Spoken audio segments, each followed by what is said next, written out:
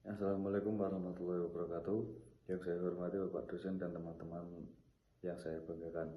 Pertama-tama saya ucapkan terima kasih atas kesempatan pada kali ini sehingga saya dapat memaparkan presentasi yang telah saya susun. Saya Ridho Adi Saputro dengan NIM 102.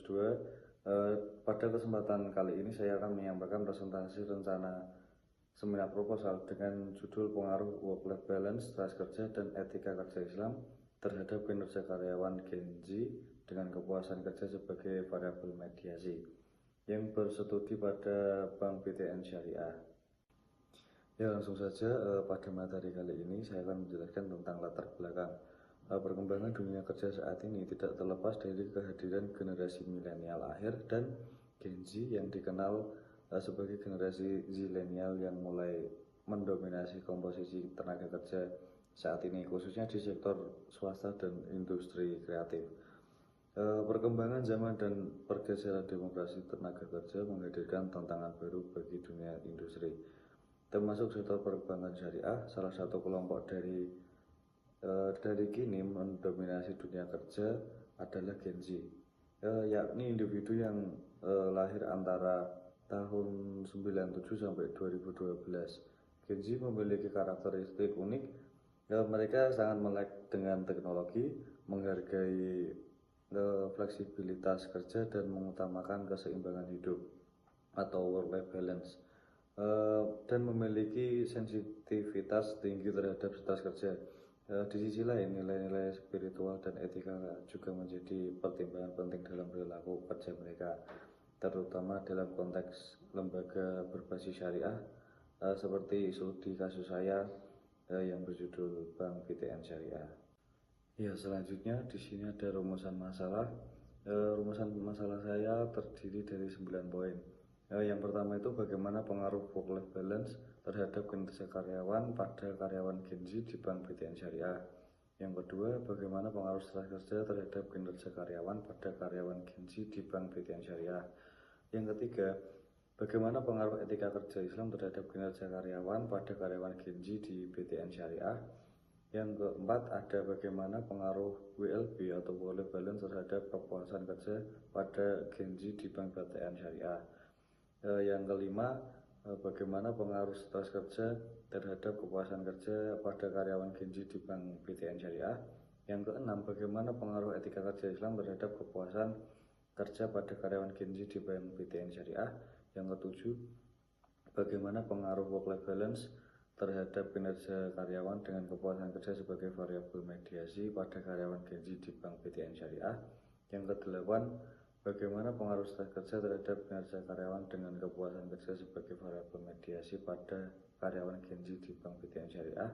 Yang terakhir, bagaimana pengaruh etika kerja Islam terhadap kinerja karyawan dengan kepuasan kerja sebagai variabel mediasi di karyawan Gen Z di BTN Syariah. Ya, selanjutnya tujuan penelitian. Di sini ada 9 poin juga. Yang pertama, untuk menganalisis dan mengetahui bagaimana pengaruh WLB terhadap kinerja karyawan pada karyawan Gen Z. Yang kedua, untuk menganalisis dan mengetahui bagaimana pengaruh stres kerja terhadap kinerja karyawan pada karyawan Gen Z. Yang ketiga, untuk menganalisis dan mengetahui bagaimana pengaruh etika kerja Islam terhadap kinerja karyawan pada karyawan Gen Z di Bank BTN Syariah. Yang keempat, ada untuk menganalisis dan mengetahui bagaimana pengaruh WLB terhadap kepuasan kerja pada karyawan Gen Z di Bank BTN Syariah. Yang kelima, untuk menganalisis dan mengetahui bagaimana pengaruh stres kerja terhadap kepuasan kerja pada karyawan Gen Z di Bank BTN Syariah. Yang keenam, menganalisis dan mengetahui bagaimana pengaruh etika kerja Islam terhadap kepuasan kerja pada karyawan Gen Z di Bank BTN Syariah. Yang ketujuh, untuk menganalisis dan mengetahui bagaimana pengaruh WLB terhadap kinerja karyawan dengan kepuasan kerja sebagai variabel intervening atau mediasi pada karyawan Gen Z di Bank BTN Syariah. Yang kedelapan, untuk menganalisis dan mengetahui bagaimana pengaruh stres kerja terhadap kinerja karyawan dengan kepuasan kerja sebagai variabel mediasi pada Gen Z di Bank BTN Syariah. Yang terakhir, untuk menganalisis dan mengetahui bagaimana pengaruh etika kerja Islam terhadap kinerja karyawan dengan kepuasan kerja sebagai variabel intervening pada karyawan Gen Z di Bank BTN Syariah. Manfaat penelitian di sini terbagi menjadi dua. Yang pertama itu manfaat teoritis. Di sini pada manfaat teoritis terbagi menjadi dua. Yang pertama itu sebagai referensi untuk melengkapi penelitian terdahulu maupun sebagai perbandingan untuk penelitian selanjutnya. Pada manfaat teoritis juga sebagai referensi guna mengembangkan di bidang ekonomi syariah. Yang kedua itu manfaat praktis. Di sini juga terbagi menjadi dua poin. Yang pertama bagi akademis itu untuk memberikan informasi dan referensi pada mahasiswa untuk pengaruh struktur modal dan lingkungan likuiditas terhadap harga saham dengan financial distress sebagai variabel intervening. Yang kedua itu manfaat dan pembaca dapat menjadi harapan penelitian, dan ini dapat memberikan pemahaman dan berguna untuk membaca serta dijadikan referensi untuk kajian tambahan. Selanjutnya pada materi telaah pustaka di sini berisi tentang pengaruh work-life balance terhadap kinerja karyawan. Dari referensi Dewi Milenia Kurniasari pada tahun 2022, di sini berhasil menyatakan WLB itu berpengaruh positif dan signifikan terhadap kinerja karyawan. Yang kedua itu Himangku Bahjahtullah pada tahun 2022 yang berhasil menghasilkan WLB berpengaruh positif dan signifikan terhadap kinerja karyawan.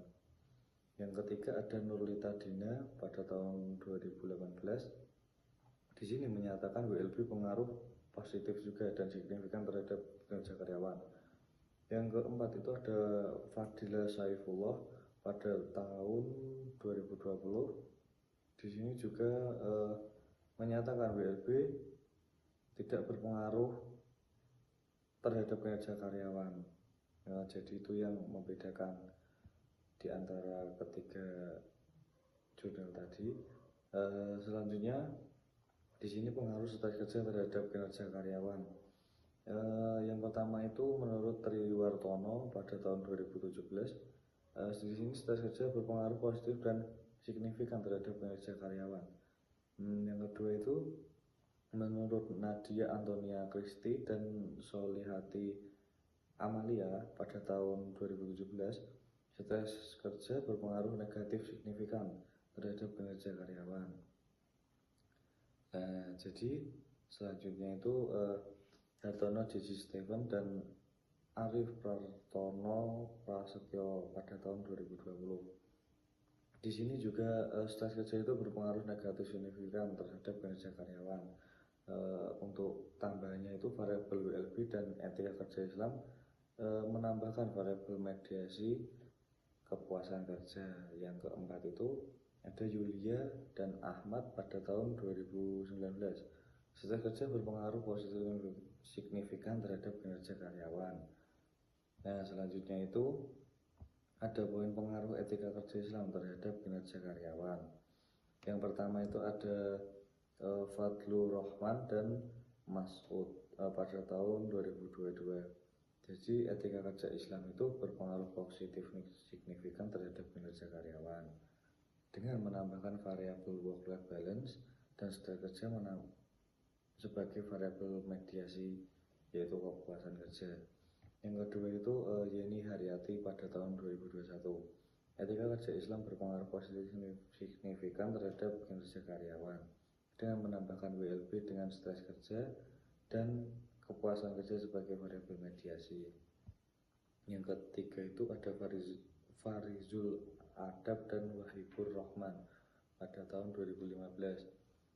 Dia juga menyatakan etika kerja Islam itu berpengaruh positif signifikan terhadap kinerja karyawan. Yang keempat itu ada Balen Wahyuningsih pada tahun 2023. Di sini menyatakan bahwa etika kerja Islam itu berpengaruh tidak signifikan terhadap kinerja karyawan. Yang selanjutnya itu berisi tentang pengaruh kepuasan kerja sebagai variabel intervening atau mediasi. Yang pertama itu menurut Ahmad Fatur Asari pada tahun 2022. Di sini menyatakan bahwa kepuasan kerja mampu memediasi hubungan WLB terhadap kinerja karyawan. Jadi Kepuasan kerja itu mampu memediasi kepada work-life balance terhadap kinerja karyawan. Yang kedua itu ada Anissa et al.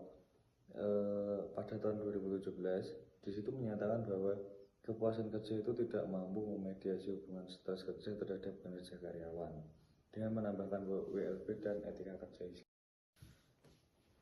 Ya, selanjutnya masuk pada landasan teori. Yang pertama itu ada Green Theory atau teori atribusi. Teori ini dikemukakan oleh Heider pada tahun 1958 yang membahas tentang kekuatan yang berasal dari dalam diri seseorang maupun kekuatan yang berasal dari luar pribadi secara bersama-sama dapat mempengaruhi perilaku seseorang.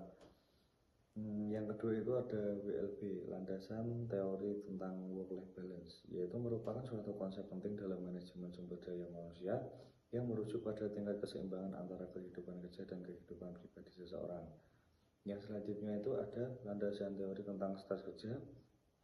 Stres kerja merupakan suatu kondisi ketegangan yang mempengaruhi emosi, proses berpikir, dan kondisi fisik seseorang yang disebabkan oleh ketidaksesuaian antara tuntutan pekerjaan dengan kemampuan atau sumber daya yang dimiliki suatu karyawan.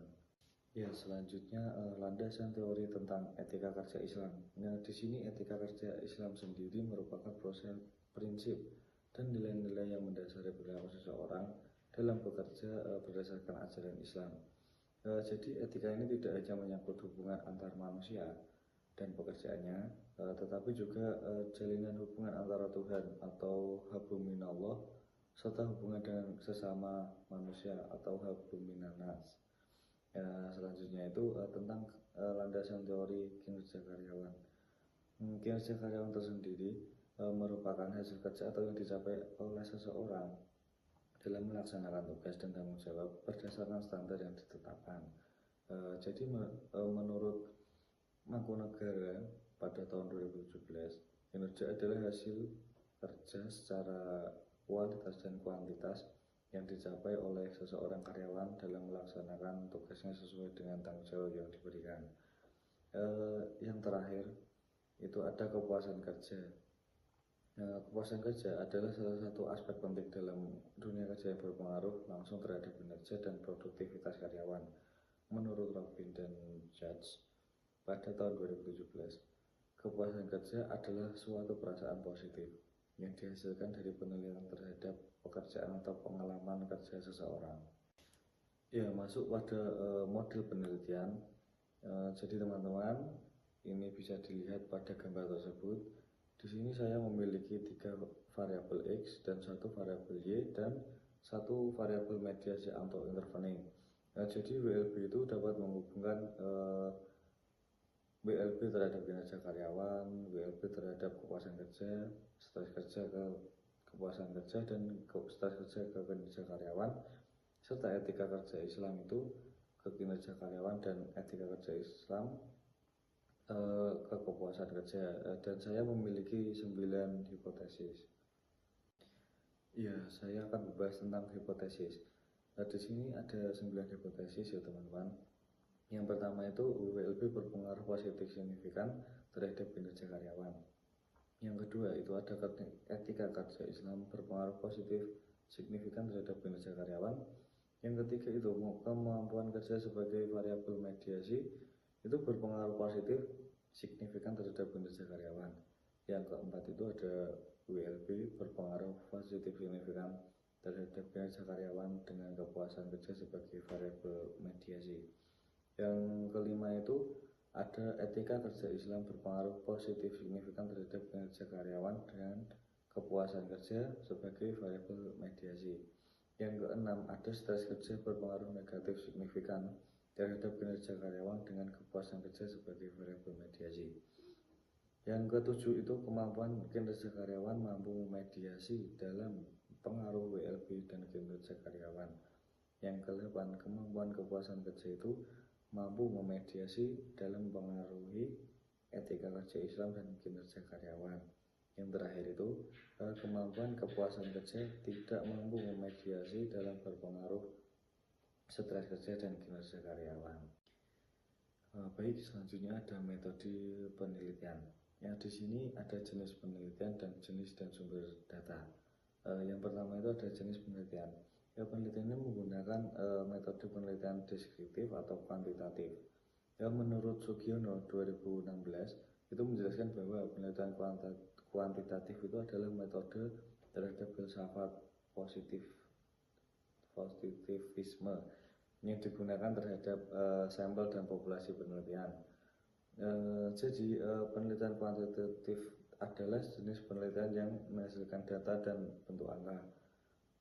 Pada penelitian ini, status kelompok manusia, objek, kondisi, dan pemikiran dan peristiwa saat ini dengan menggunakan variabel secara nyata yang didukung adanya data kuantitatif yang berasal dari situasi sebenarnya. Selanjutnya itu ada jenis dan sumber data. Jadi data ini termasuk pada data primer, karena yang data yang saya peroleh itu secara langsung atau dari perusahaan melalui observasi dan wawancara dengan karyawan yang saya kenal. Jadi data primer sendiri itu adalah data penelitian yang dikumpulkan secara langsung dan dari narasumber. Data dapat dilihat dari angka, fakta, opini, dan pengalaman yang dikumpulkan oleh peneliti atau saya. Selanjutnya saya akan membahas populasi dan sampel. Jadi populasi itu adalah sekelompok individu, peristiwa, atau segala sesuatu yang memiliki fitur tertentu yang menjadi alasan pengambilan sampel atau memenuhi syarat tertentu yang terkait dengan masalah penelitian. Jadi tujuan populasi itu yakni sebagai supaya itu peneliti mampu menentukan banyaknya jumlah sampel yang diambil serta membatasi berlakunya daerah generalisasi. Kalau sampel sendiri itu adalah objek yang akan peneliti teliti. Jadi perwakilan atau keseluruhan dari populasi yang ada. Dasar pengambilan keputusan ini berorientasi pada penghematan waktu dan kegiatan operasional dalam menjalankan penelitian. Selanjutnya kita masuk pada materi definisi operasional. Jadi menurut Sugiono pada tahun 2019, definisi operasional variabel adalah penjabaran konsep variabel menjadi indikator yang dapat diukur dan diamati secara empiris. Dengan kata lain, definisi operasional variabel memberikan batasan yang jelas tentang bagaimana variabel tersebut akan diukur dan diinterpretasikan dalam penelitian. Ada juga menurut Nur Cahyo dan Hasanah pada tahun 2016. Di sini mendefinisikan berdasarkan karakteristik yang dapat diobservasi atau apapun yang didefinisikan atau mengubah sebuah konsep atau kata-kata yang menguraikan perilaku dan diamati dapat diuji serta ditentukan kebenarannya oleh seseorang.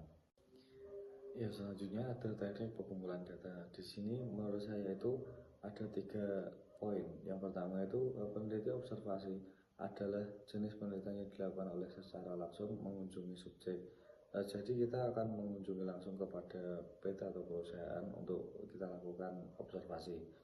Yang kedua itu kita melakukan kuesioner dengan dikenal dengan metode pengumpulan dan digunakan untuk mengirimkan angkat pertanyaan kepada sejumlah peserta atau karyawan sebagai sampel penelitian.